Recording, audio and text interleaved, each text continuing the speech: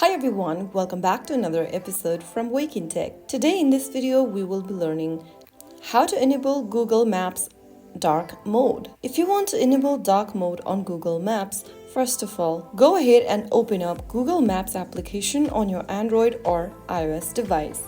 Once you open up Google Maps, you will then come across this home page. Go ahead and tap on your profile picture at the top right corner from the home screen. Now, click on Settings. Inside Settings, tap on the Dark Mode button under Using Maps. Now click on and you will be able to see an eye-friendly dark interface appearing on your Google Maps application. This is perfect for driving at night or just getting that cool techie vibe. So that's how you can easily and simply turn on dark mode on Google Maps application.